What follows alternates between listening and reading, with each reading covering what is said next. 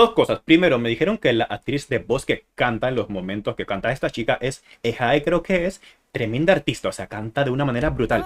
Pero ahora quiero destacar esto, la mirada de la chica está brutalmente bien animada, lo que te transmite simplemente sus ojos. Ya te va metiendo en el ambiente.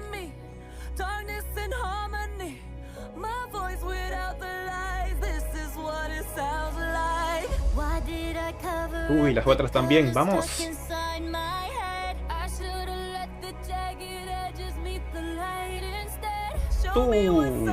Ese arreglito de la cuerda, el pum, y como cae con el piano. Pum.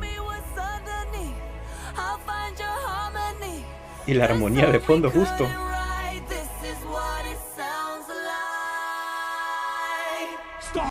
Uy, uy, ¿qué pasó ahí?